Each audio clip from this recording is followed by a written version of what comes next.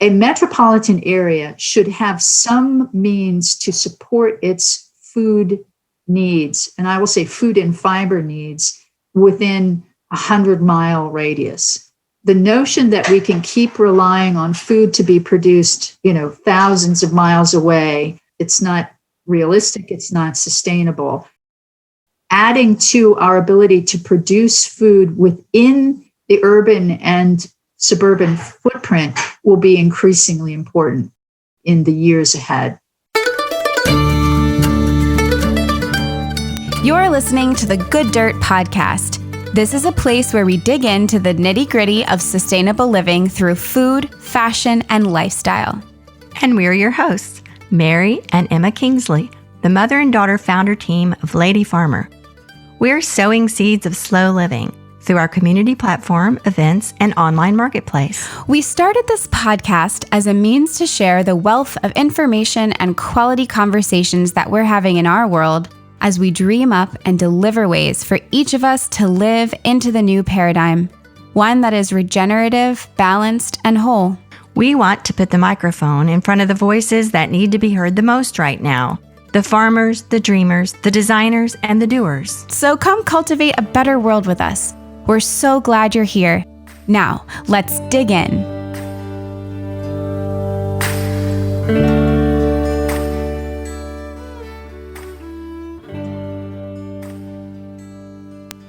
Hi, Mom. Have you had a chance to go see the sunflower fields yet? Yes, early this morning. We went to one of the fields where you had to walk in a little bit. It was really beautiful back in there, and the sunflowers are so sweet the way they turn towards the sun.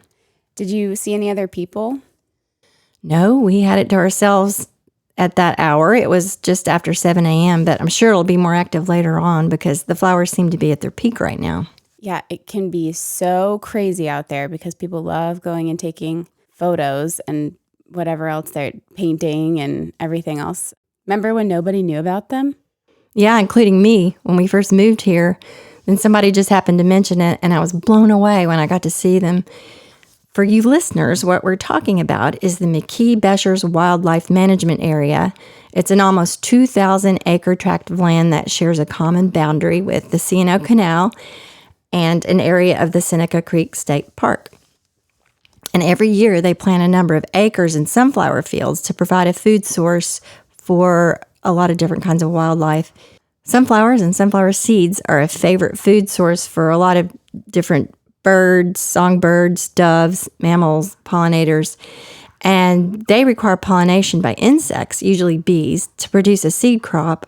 And then in turn, the honeybees and many of the species of native bees benefit from the abundant nectar and pollen that sunflowers produce. So it's just a really wonderful, holistic way of managing the land. Yeah, and the sunflower fields are just one of the many treasures of the Montgomery County Agricultural Reserve, which is where you guys, my parents, live on their small farm and the headquarters for Lady Farmer. This agricultural reserve is a designated land use zone in Montgomery County, Maryland, just west of Washington, D.C.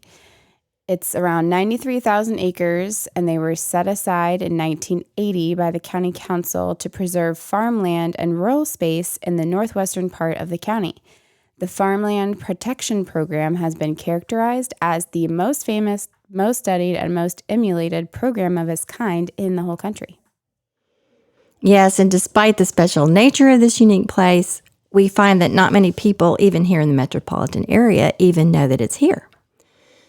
In one sense, like the sunflowers themselves, it's like a well-kept secret. But on the other hand, especially in these times when land use is an increasing issue of concern, we want to share what we've got here, both as an example of what can be accomplished and as a way of protecting it, which is why we invited our guest today, Caroline Taylor, to talk to us about it. Caroline is the executive director of the Montgomery Countryside Alliance, a nonprofit group working to promote sound economic, land use, and transportation policies that preserve the natural environment, open spaces, and rural lands in the agricultural reserve. As you might imagine, yes, protecting this national treasure is quite literally a full-time job. You will hear Caroline tell us about her background and how she got to the Ag Reserve in our chat with her. And we think that whether or not you live here in the Mid-Atlantic, this conversation will give you some insight into the complexity of the issues around land use and preservation. And so now we'll turn it over to Caroline.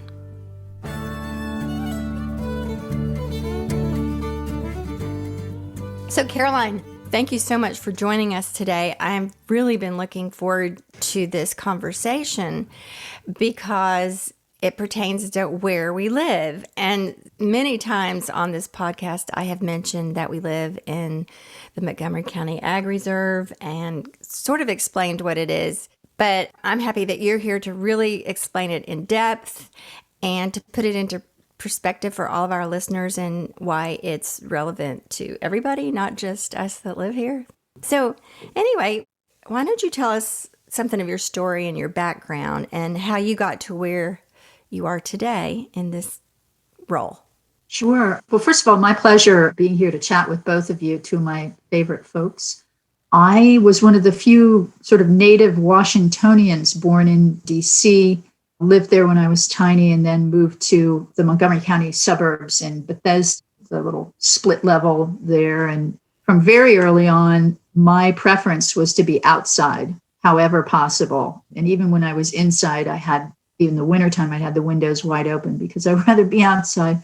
So I did all my exploring in and around Bethesda, underneath the Beltway, through tunnels to Rock Creek Park, and continued a lot of my outdoors when I went to University of Virginia in Charlottesville, which was a beautiful area.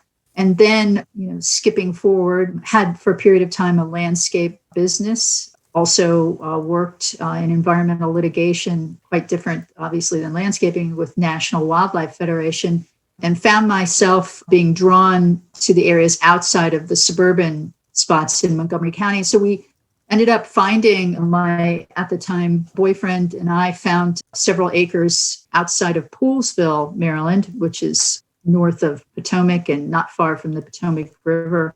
And it's a sweet little several acres and little rambler, and set up home here and have been ever since here, planting trees and growing things and falling in love with a really interesting area. I mean, the Agricultural Reserve is about 100,000 acres. It's diverse in its topography and its vegetation and its people and the types of farming and activities that go on out here. But when I moved out here, as I said, I fell in love with the place because of what I felt to be its stark contrast to the sort of mechanized and built up world that I grew up around in suburbia. It gave you room to breathe and to think and to connect. And so all of that was very joyful, but fairly early on, I realized it wasn't a set and forget preservation program. It may have had zoning that was set in place, that maximized one home per 25 acres. But there were challenges to its preservation, including something called annexation, which meant that the little municipalities that were within the agricultural reserve, such as Poolesville, could actually carve out areas, take into their own municipal boundaries, and rezone for fairly intense suburban style development. Do I understand that when you first came out here to Montgomery County, the rural area of Montgomery County, the Ag Reserve had already been established? And to that point, can you explain to our listeners exactly what is the Ag Reserve? And you've told us a little bit about it, but if you just kind of sum it up for people and its history. So where can you find 100,000 acres of land protected for food and fiber production and outdoor recreation this close to a huge metropolitan area? Well, the answer is not very many places, but the very first of these programs was indeed Montgomery County's Agricultural and Open Space Reserve. It is the gem of Montgomery County, and indeed the gem of the Washington metropolitan area. It is protected, as I said, for food and fiber production but also for protection of the natural world, forest protection and green space protection, so that we can have the biodiversity that is needed here. So it protects our water quality. It provides for clean air shed, keeps public costs down. If we were to develop and require all the public services for this area, we would be in a heap of trouble. One of the things I tell people, although this statistic is a couple of years old, for every tax dollar collected in the developed parts of the county, it's like $1.25 in costs to provide, all the services needed. For every dollar collected in the agricultural reserve, it's about 94 cents in terms of public service costs. That adds up. So it's economically a savings for the county as well. But it provides environmental services, economic services, and food resilience services. So in 2021, we are the 41st year of the creation of the Agricultural Reserve in 1980.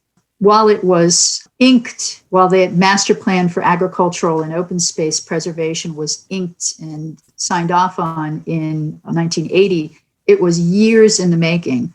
Through the 1970s, there was a growing concern that Montgomery County's suburbanization was going to gobble up all of the producing lands that remained and the intact forests and important green spaces.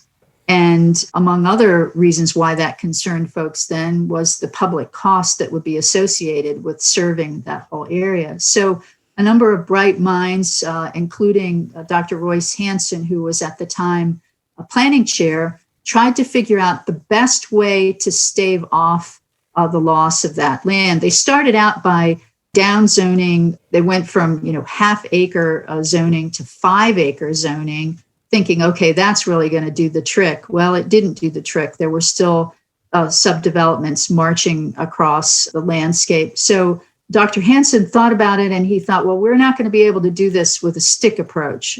People are going to yell about their private property rights. So they tried to figure out a process whereby there would be a value associated with the development potential of a home per 5 acres. And they established a program called the Transfer of Development Rights. So each parcel that had a certain number of acres, whether it was 100 acres or 50 acres, they had a certain number of development rights associated with that.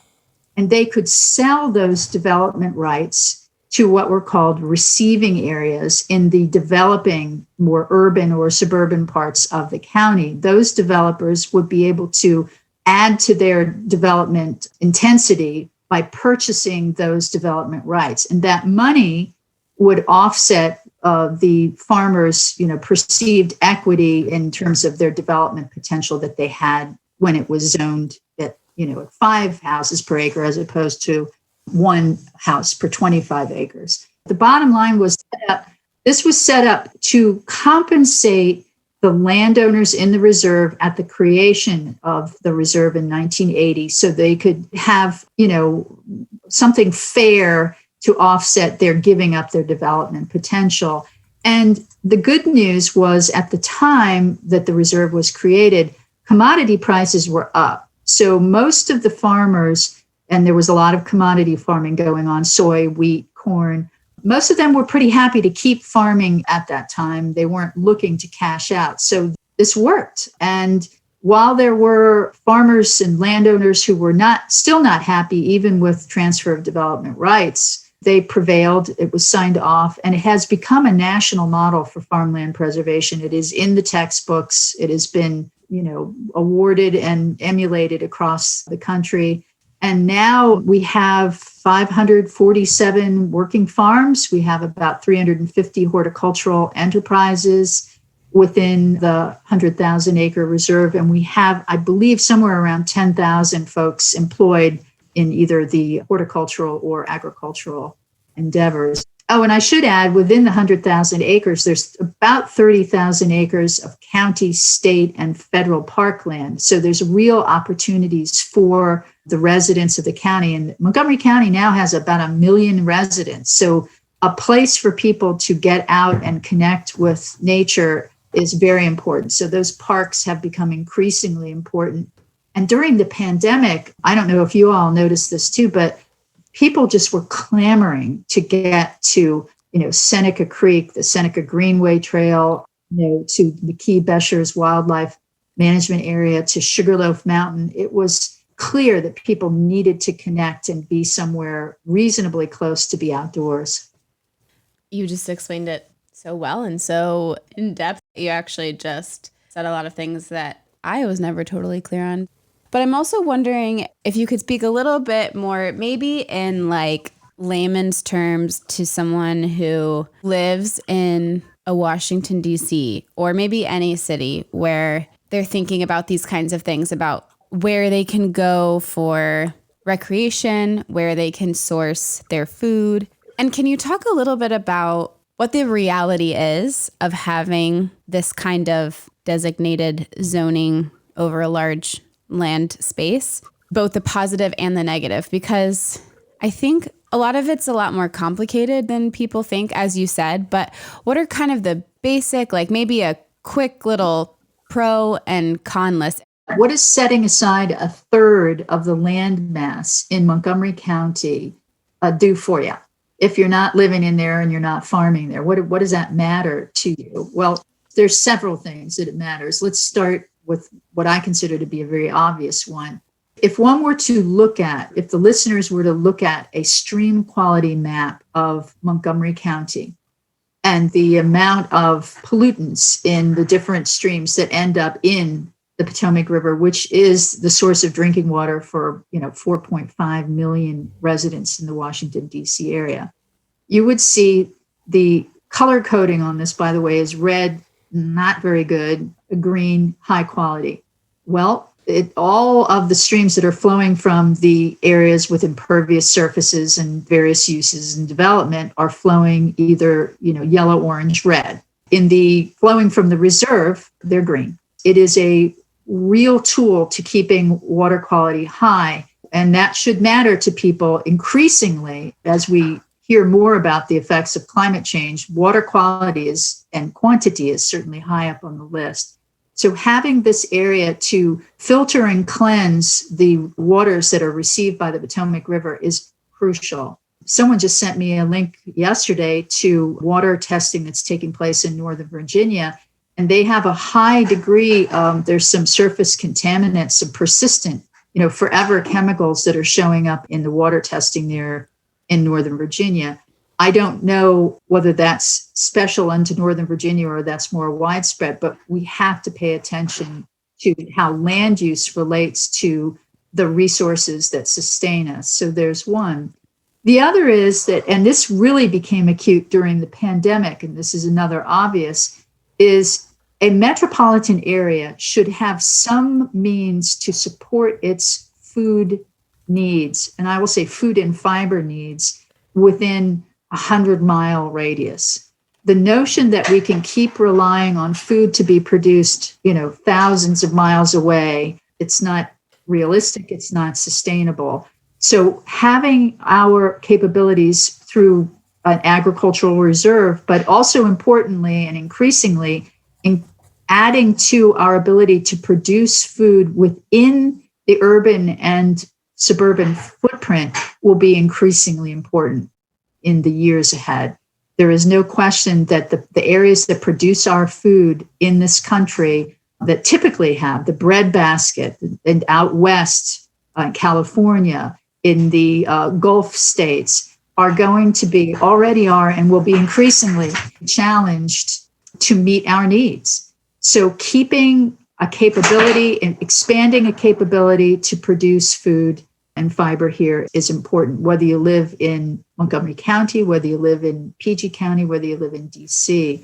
And then there's the other, which becomes more intangible to people, but as we said earlier, has become more manifest during the pandemic. Human beings cannot live a healthy life hermetically sealed away from the natural environment. And that is becoming increasingly evident with the number of diseases that we are suffering as a species.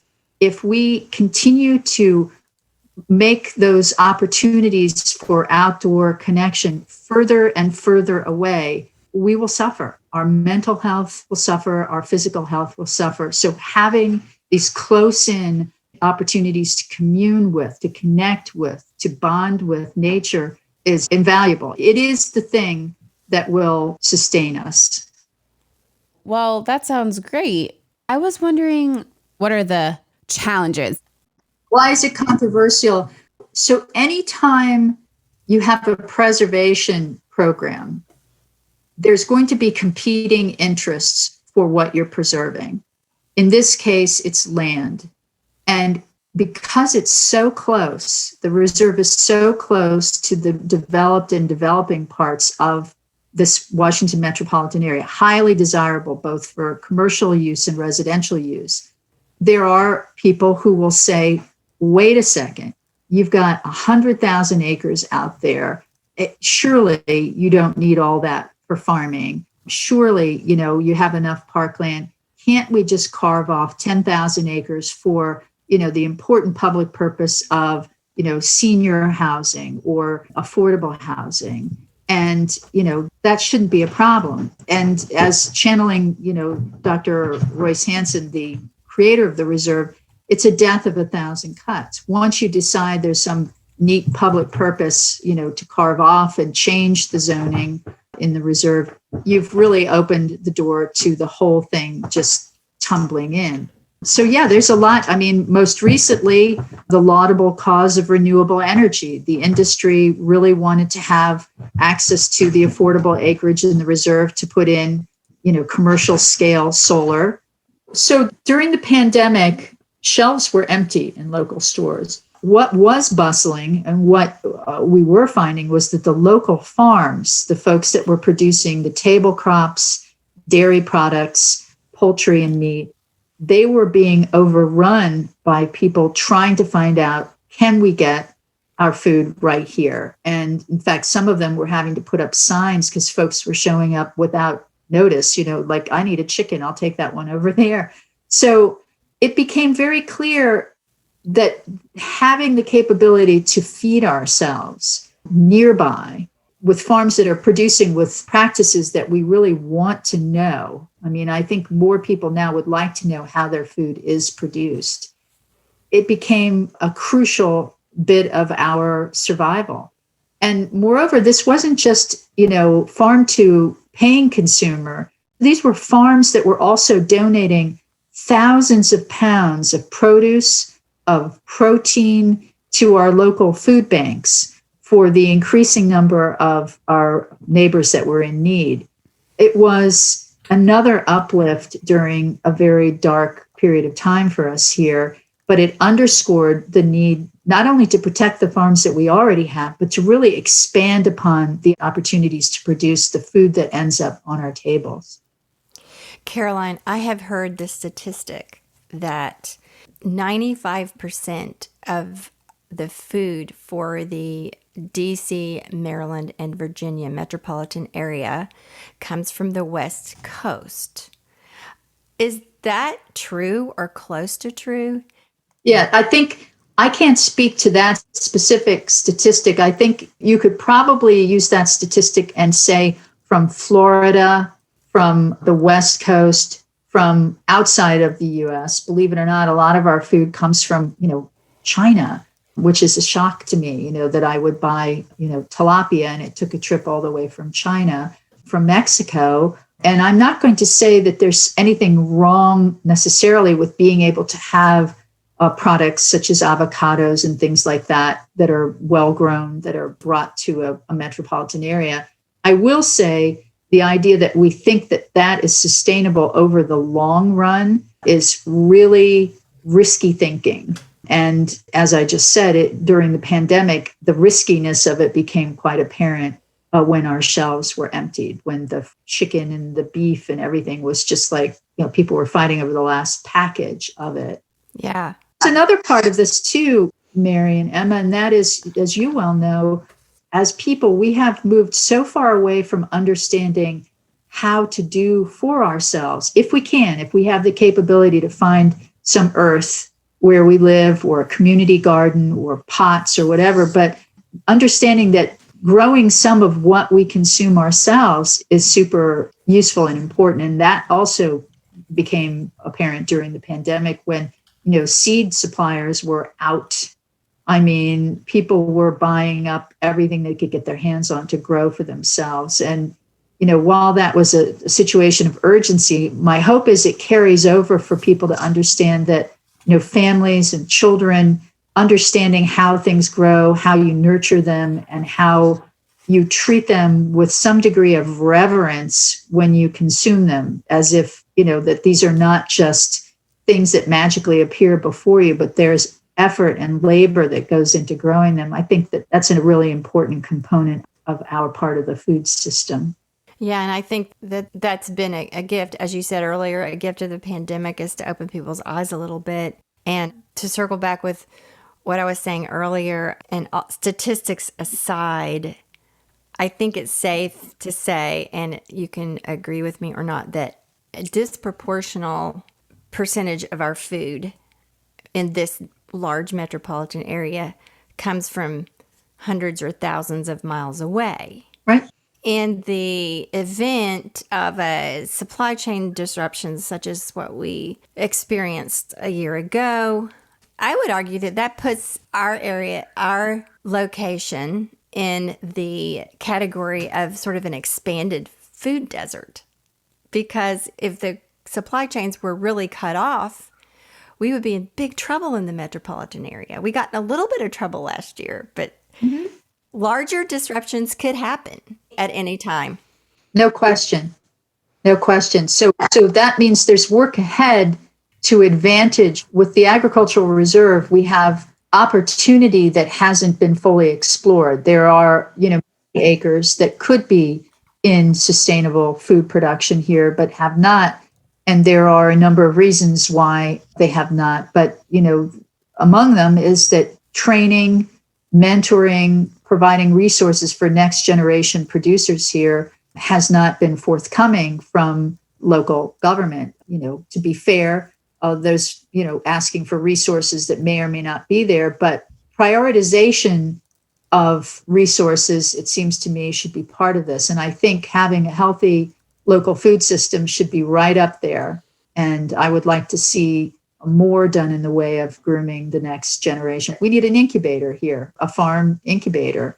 And that has been a discussion that has been a lot of words and not a lot of action for a number of years. Well, to me, that was what the glaring issue was in this recent discussion and decision about setting up solar farms here in the Ag Reserve. And I'm going to let you explain all that. But it seemed like people weren't really framing the situation in a way that made sense. Like, we have all this farmland out here that they wanted to turn into solar panels so we could reduce climate change, not taking into account that we put solar panels a lot of places, but why would you want to suck up very, very limited farmland across the country for something that could be put somewhere else? Is that oversimplification? And I'm going to let you explain that whole solar thing. No, I mean, it's not oversimplification. Look, whether it's green or not, the solar industry is an industry. It's a business. And the bottom line is a lot of their focus. They aren't a nonprofit. So when they're looking to where to deploy their facilities, they're looking for the cheapest place to deploy them. Well, voila. Montgomery County was about ready to deliver them the Agricultural Reserve. It took quite a bit of work. It took quite a bit of mobilization of citizen activists during a time when they were thinking about other things. Who had time to write in, letters asking for, more thoughtful contemplation of this? And yet they did. Over 1,000 people wrote in, which is a large number. A coalition was built of climate change activists, preservationists, environmentalists. Over 62 separate groups said to the county council, hold on, you're about ready to squander a place that offers us many services separate from and perhaps in addition to solar energy generation, but you're making a big mistake. We worked with commodity farmers, which we don't, our group doesn't generally work shoulder to shoulder with them, but we all found a common goal, and that was the preservation of a remarkable place.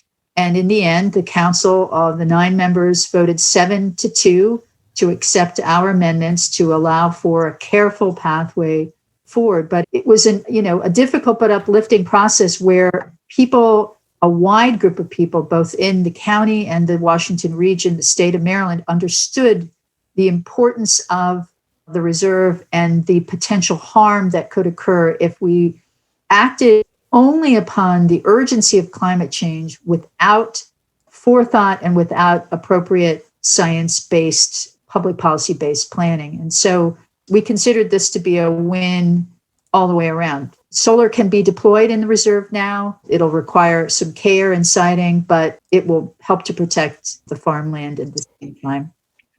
So tell us a little bit more about the organization that you currently are the serving executive director, and its history and its role in preserving this land, and why you do know so much about this solar issue and most other issues that concern the Ag Reserve. So Montgomery Countryside Alliance is a small, scrappy nonprofit that started in 2001 when Virginia was poised and Maryland was receptive to the idea of a massive outer beltway bridge that would have bisected the reserve and opened it up to large-scale land use changes. The organization mobilized under the name Solutions, Not Sprawl. They worked with partners across the river, Piedmont Environmental Council and others, and battled back that massive project. They had to decide after that win whether they were going to, have that as a one-off or they were going to keep the organization intact and staffed. And so they decided to do the latter. And so it, for a number of years, was in place. I was asked if I would like to take on the executive directorship in 2009. And I told them that I would. I did have one requirement, and that was that I wanted us to continue our defensive work, but I also wanted us to shift our focus to promoting farming, agriculture, helping to sort of groom next generation farmers. So they were agreeable with that. And so, in fact, my coworker, Christina Bostic, and I both started in 2009. Almost immediately, even after requesting that we do proactive work for farming, we got hit with a massive mega church proposal that would have been, I don't know what it was, 138,000 square feet right above Little Bennett Creek, and would have been a massive change in land use and had some pretty deleterious effects. So we ended up having to work on that for a while. No problem with churches in and around the reserve. This was a much bigger project with a lot bigger effect. So that was our baptism into working with Montgomery Countryside Alliance. But yeah, we've worked over the years establishing, we have a land link program. I don't know whether you all can put some links in for folks, but there was a great program about some land linked farmers from Dodo Farms recently. They can learn more about, who we're connecting with affordable farmland out here. We also have a Relief the Reserve program where we're planting trees in stream corridors to help protect stream quality. And so that's in partnership with the Montgomery County Planning Department. So we are planting, 100 to 200 trees an acre, trying to really green up those areas. And they're all native plants. And that program is headed up by the remarkable Carol Bergman, who knows about all things growing and started the Weed Warrior program in the county. So we try to keep as on top of the various issues as possible. But as you can imagine, there are going to be things that, there's hardly a week that doesn't go by that somebody doesn't call me and say, are you aware of, this piece of legislation or this proposal or whatever? And I'm like, yeah, I don't know anything about that. So then we learn as quickly as we can and decide whether we can weigh in. And the organization does not confine itself strictly to the boundaries of the reserve. When we hear from colleagues that are challenged with forest removal or some water quality issues, for example, 10 Mile Creek, we lend a hand when we can, because it's that kind of coalition and that kind of collaboration that are going to get the best result. We can't be parochial in the way we look at the environment. It just doesn't work. So we've been very fortunate to set up very strong relationships with other small nonprofits, stream protection groups, and Audubon naturalists and others throughout the county, and work together to try to protect the environment as best we can. What do you think have been some of the greatest challenges over the years in protecting the Ag Reserve, and what have been some of your greatest wins? So the challenge to the reserve, I think the first challenge that we identified, Christina, my coworker, and I identified, was the lack of affordability of farmland, especially for new and expanding farmers. We can have an agricultural reserve and it could be in textbooks, but if we don't have people who can afford to farm here, well, then that's game over.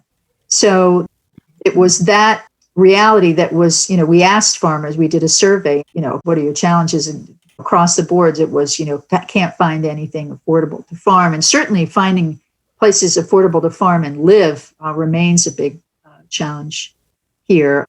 Secondly, public perception, which feeds into governmental actions.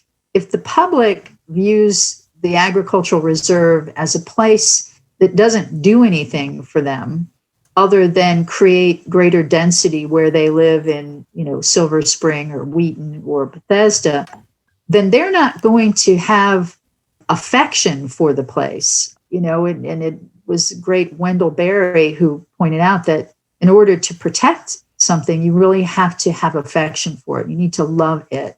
And so it was a challenge to have a greater understanding for the county residents, from the regional residents, of why should you have affection for this place? Because there is an effect by setting aside a third of the county that really is not available for intense development.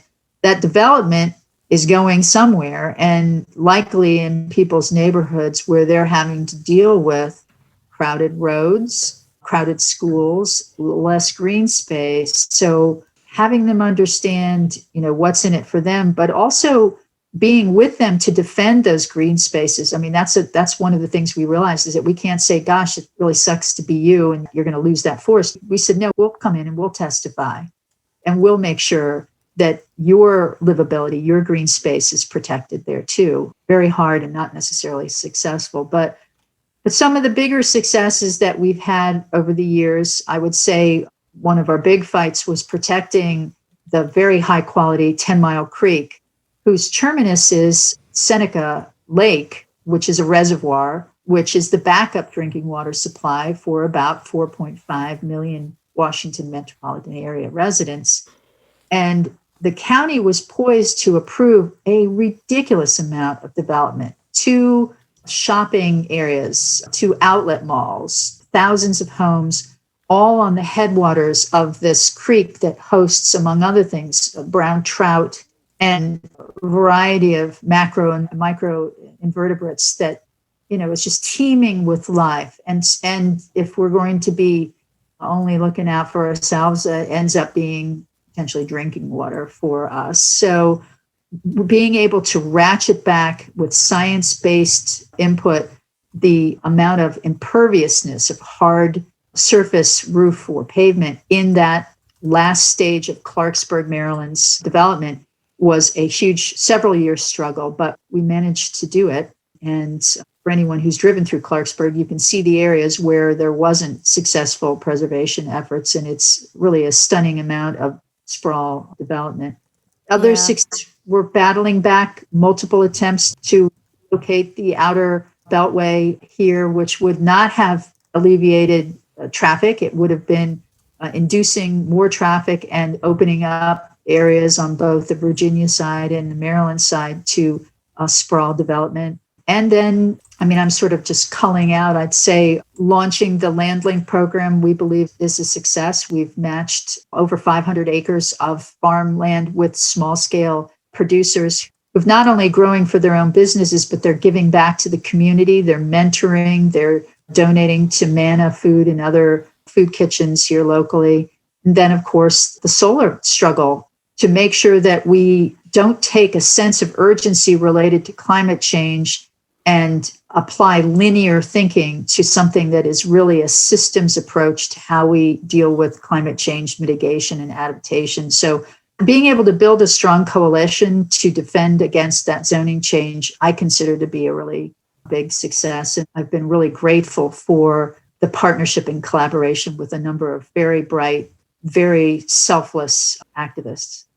Yes, I agree. And what you just said about trying to help people not fall into just linear thinking about it, like, oh, climate change, oh, solar, yeah, let's do that. Sounds so good. And really not understand, as you say, the holistic systems that go into helping climate change, including regenerative agriculture and sustainable agriculture techniques that I think people are just now beginning to become aware of and interested in terms of their own food, and just now beginning to realize how that does relate to climate change. And it is a way we can all address climate change just by even choosing what food we're going to buy or choosing to grow some of our own food or all of this.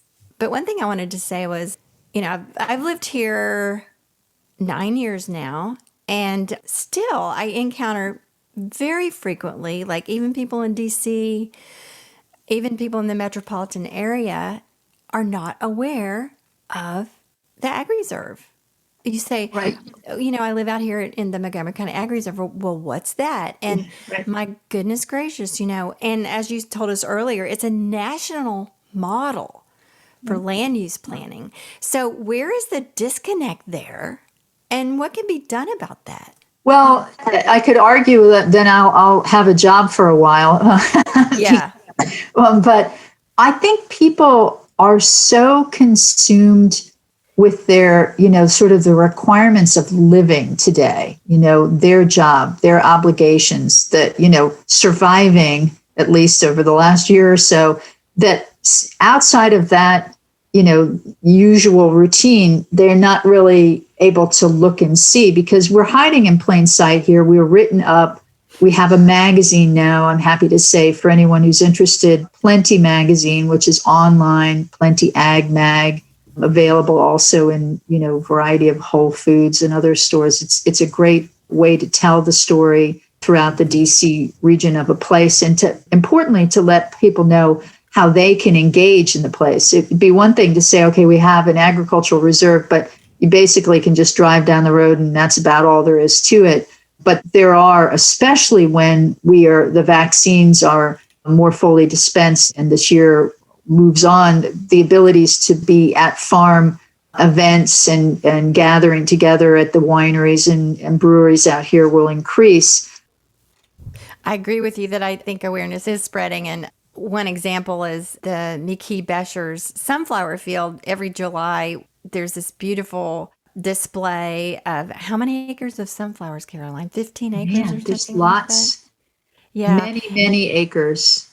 Yeah. And when I first moved here, nobody knew anything about it. You'd go out there. It's like a photographer's paradise, a painter's paradise, and there'd be a few people there. But I have noticed in recent years, it has become much more visited, it's really a good thing. I go there and I say, gosh, you don't have to go to Italy. It's right here, the sunflower Right. fields. No, it's right here. It's right here. And I think one of the most joyful parts of my job, and this hopefully can resume as it's been on, quiescent, but is when we're able to take, we have small buses of people we'll take on a tour out here. And, without exception, the folks come away at the end of the day just feeling like you can see like the stress sort of disappear, and they're inspired to come back, to buy from the local farms, to, bicycle or to whatever. Caroline, what does the good dirt mean to you? And that can be literally or metaphorically or both. So, good dirt is, and it is both a literal and a metaphorical translation. For me, the growing medium that we have that again sustains us, that keeps us grounded and healthy is good dirt. Some people would prefer to call it good soil, but it's funny when I think about it in a literal way. I think about when I moved to the reserve and the irony that the place that was protected for agriculture, and growing has some of the worst dirt possible. I don't know how it is over at the Kingsley farm, but man, heavy clay, rock, and just a challenge to get things to grow, need to bring in compost and so forth. But at the end of the day, whether it's soggy, wet clay or whether it's rich humus, there's something good about being in the dirt. There's something so healing, at least for me. I mean, these early days of spring for me are just golden because I get to be in the dirt. And it is the closest connection I can have with being alive. And so, yeah, that's what good dirt means to me. Indeed, it is. It is the closest connection with life that we have, is us in the soil. Yeah, that's great. So in closing, what would you like to leave our audience with about yourself and the work that you do? Just a message for everybody out there. If I were to sum up, sort of my raison d'etre through my work and so forth, it's really about connection. And that is connecting people with the resources they need to grow, to farm, connecting people with the resources they need to protect the natural world, connecting people with, the governmental agencies that are ostensibly here to help us. And there are good people in local government that are really geared towards helping us protect our natural resources. And so that's a lot of what I do in my job. But if I were to offer the folks that are listening to this, and that is step out of your usual routine and explore the place where you live. And that doesn't have to be making a road trip to the reserve, although we'd love you to do that. But if wherever you live, whatever stream services your neighborhood, whatever park or green space, is find the time, make the time to connect with it, make the time to nurture it, even if it's a trash pickup or what have you. And of course, I'd have to say, because I'm bound to do so, find a local farmer through a market or a community-supported agriculture and connect and try to buy whatever you can from local sources whenever you can. And finally, if you can have the capability to grow anything on your own, and you have children too, do that. It's time, get some seeds, get some plant starters and grow what you can, even, a few things, and you'll feel better for it. Thank you so much for being with us today and explaining all the great work you do and telling people about our beautiful Montgomery County Agricultural Reserve. We're so happy to have you as Executive Director of the Montgomery Countryside Alliance. You guys do such great work. And just thank you so much. And we really appreciate it. Yeah, and thank you for being so encouraging and inspiring. Thank you both for everything that you do too. We love Lady Farmer. We love your ethos. And, off we go. There are so many opportunities, and I'm looking forward to working with you on, and everyone stay well.